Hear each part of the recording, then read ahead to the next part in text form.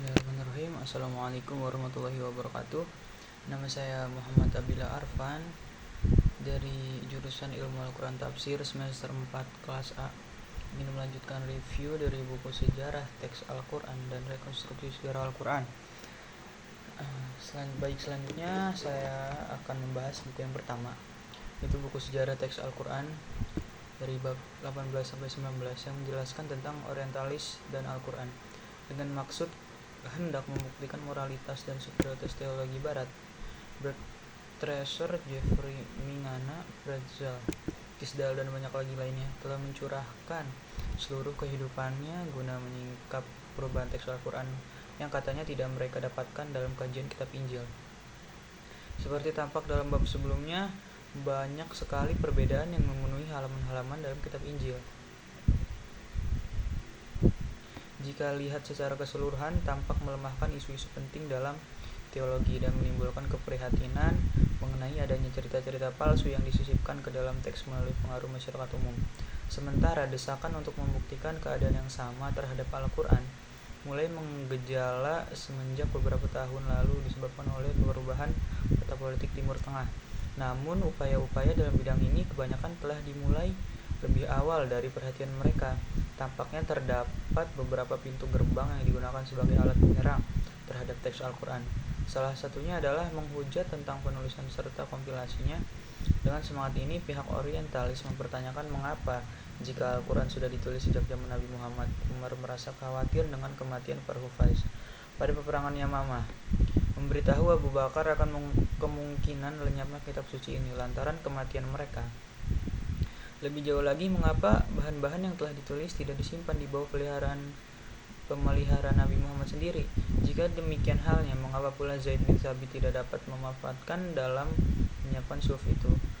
Meskipun berita itu diriwayatkan oleh Al-Bukhari dan dianggap sah oleh semua kaum muslimin, penjelasan itu tetap dianggap oleh kalangan orientalis bahwa apa yang didiktekan sejak awal dan penulisannya dianggap palsu.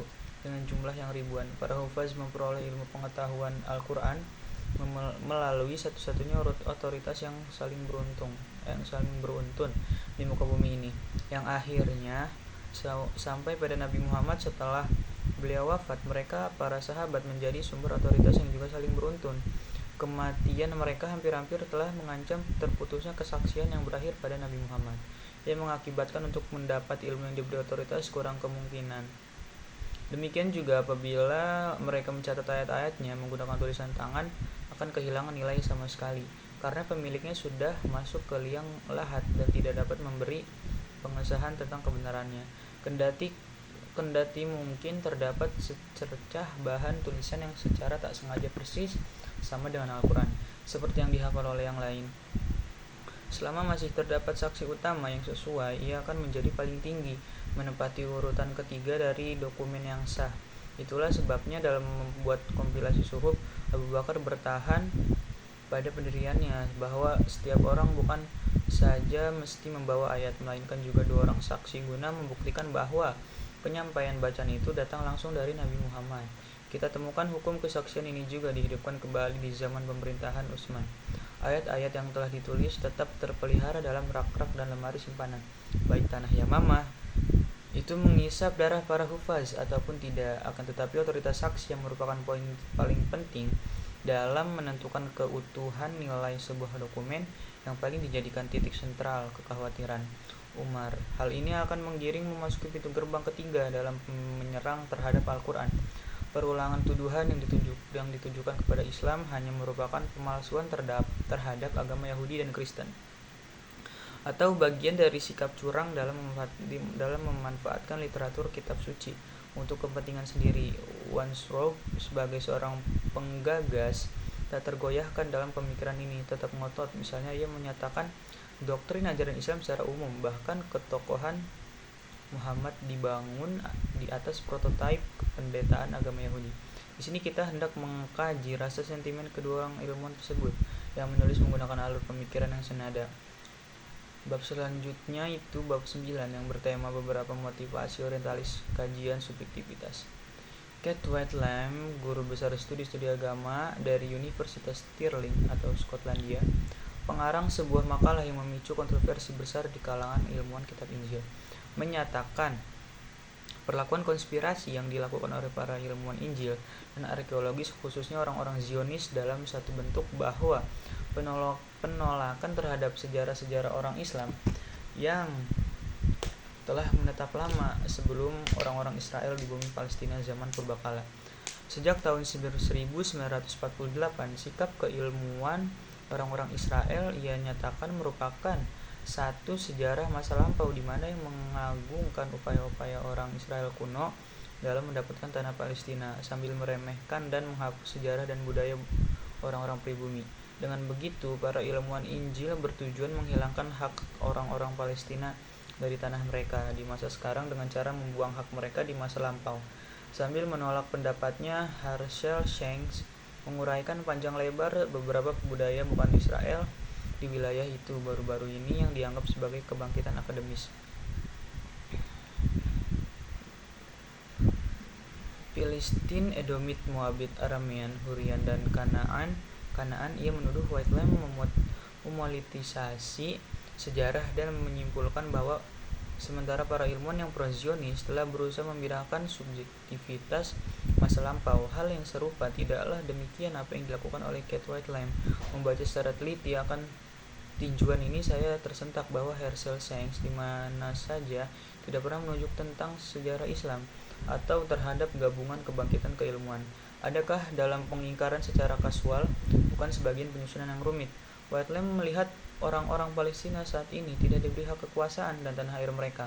Kebudayaan yang mana, Kanaan atau Muslim, yang dapat mendefinisikan secara tepat tentang identitas orang-orang Palestina, dan mengapa hal ini seluruhnya diantisipasi dengan cara yang tidak bersahabat? Walaupun akhirnya Shanks bersedia mengakui adat istiadat kuno bangsa Palestina, ia tampaknya masih belum mau menyetujui agama kontemporer mereka menurut kedudukan yang layak dalam sejarah tanah air ini. Seakan-akan dalam mempersempit pandangan mereka secara khusus tentang kajian, para ilmuwan Israel dan Barat memandang 14 abad kebudayaan Islam di Palestina sebagai sesuatu yang menjijikan yang mesti dikikis sebelum menemukan bahan-bahan yang lebih baik. Selanjutnya pembahasan dari buku yang kedua, yaitu dari lampiran 1 dan 2. Lampiran 1 ini membahas penghafalan dan pembacaan Al-Quran.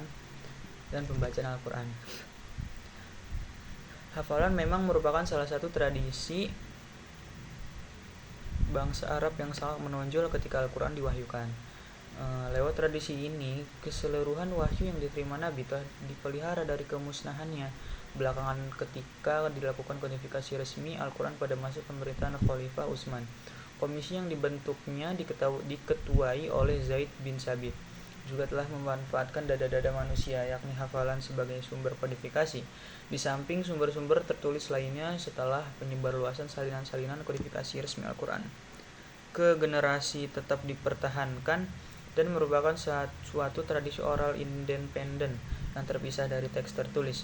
Bentuk scriptio defectiva yang digunakan ketika itu untuk menyalin Al-Quran memang menyulitkan orang-orang berpijak semata-mata pada teks dalam membacaan Al-Quran.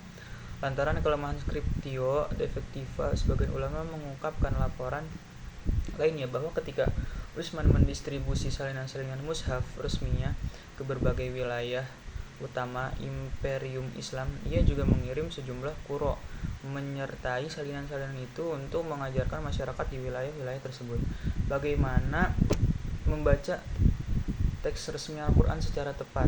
Tetapi kisah semacam ini tentunya tidak sejalan dengan keberadaan ragam bacaan kanonik atau lectio Vulgata, yakni bacaan 7 serta ragam bacaan non-Utsmani. Jika Utsman telah melakukan kebijakan tersebut, tidak mungkin muncul perbedaan bacaan yang relatif cukup banyak di antara berbagai kawasan Islam ataupun di dalam tradisi bacaan kanonik itu sendiri. Bahkan seperti ditunjukkan dalam dalam kasus-kasus tertentu, bacaan-bacaan kanonik yang juga telah menyimpang dari teks Utsmani. Menurut keyakinan kaum muslimin, Al-Quran telah disampaikan secara oral oleh Nabi kepada pengikut-pengikut pertamanya, yang kemudian ditransmisikan juga secara oral dari generasi ke generasi. Sebagian kaum muslim bahkan meyakini bahwa per Boomsday telah disampaikan secara oral oleh Jibril yang menjelma secara visual kepada Nabi. Tetapi keyakinan terakhir ini mungkin sulit dijelaskan karena Al-Quran sendiri menegaskan bahwa ia diwahyukan ke dalam hati Nabi. Penyampaian oral wahyu Al-Quran di sini barangkali mesti ditafsirkan bahwa Nabi memang secara aktual mendengar kata-kata wahyu, tetapi dalam pengertian mental, bukan di akustik karena agen wahyu Jibril dan suara wahyu itu bersifat internal baginya. Terdapat sejumlah hadis yang menjelaskan berbagai upaya Nabi dalam mendorong penghafalan wahyu-wahyu yang telah diterimanya. Salah satu di antaranya adalah riwayat Utsman bin Affan bahwa Nabi pernah bersabda, "Yang terbaik di antara kamu adalah mereka yang mempelajari Al-Quran, kemudian mengajarkannya." Nabi sebagaimana diberitakan juga mengirim para sahabat untuk mengajarkan Islam dan Al-Quran di berbagai daerah. Setelah perjanjian Aqabah, Mus'ab bin Umair misalnya diutus Nabi dari Mekah ke Madinah untuk mengajarkan Islam dan Al-Quran kepada orang-orang Islam di kota itu. Nabi bahkan menyarankan kepada umat Islam untuk mempelajari Al-Quran dari Ibnu Mas'ud, Salim, Mu'az, dan Ubay. Selanjutnya lampiran yang kedua yang membahas terjemahan dan suntingan Al-Quran. Sebagai bagian dari Cluny Corpus adalah terjemahan Al-Quran ke dalam bahasa Latin yang digarap oleh Robert of Canton. Liber Legis Cenorum Quem Al-Quran Vocan. Terjemahan ini selesai digarap pada 1143, tetapi tidak tersebar luas hingga akhirnya dicetak di Basel pada tahun 1543 oleh Theodore Bliander. Setelah itu, karya tersebut diterjemahkan ke dalam bahasa Italia, Jerman, dan Belanda. Karya ini memiliki pengaruh cukup luas di kalangan sarjana selama berabad-abad di Barat dan merupakan sumber utama pengetahuan orang-orang Eropa tentang Al-Quran hingga penghujung abad ke-17. Ia digunakan oleh hampir seluruh apolog Kristen untuk menolak Islam seperti Nicholas of Cusa, Dionysius, Cartusianus, Juan of Torquemada, Juan Louis Vives, Martin Luther, Hugo Grotius, dan lainnya. Namun terjemahan pertama Al-Quran ke dalam bahasa Latin ini memiliki sejumlah cacat mendasar dan dalam kebanyakan kasus tidak akurat atau bahkan salah terjemah. Dikabarkan bahwa Robert selalu cenderung memperbesar atau melebih-lebihkan suatu teks yang tidak berbahaya untuk menekankan kejelekan dan kebejatannya, serta lebih menyukai suatu pemaknaan yang mustahil dan tidak memuaskan ketimbang pemaknaan yang memungkinkan tetapi normal dan pantas. Dengan jatuhnya Konstantinopel kemudian berganti nama menjadi Istanbul di belahan benua Eropa ke tangan Turki pada tahun 1453. Sikap kalangan tertentu sejarahnya Kristen terhadap Islam mulai berubah pada tahun 1454. Juan of Segovia mengusulkan diadakannya serangkaian konferensi dengan para fuqaha muslim. Menurutnya cara semacam ini sangat bermanfaat sekalipun tidak dapat mengubah keyakinan keagamaan mereka. Ia juga dikabarkan menggarap suatu terjemahan Al-Quran kini telah hilang yang di dalamnya diupayakan untuk menghindar dari kekeliruan terjemahan Cluny Corpus yang telah mengubah makna orisinal kitab suci itu dengan menyelaraskannya kepada konsep-konsep Latin. Baik, demikian dari penjelasan saya. Kurang dan kurangnya mohon maaf. Assalamualaikum warahmatullahi wabarakatuh.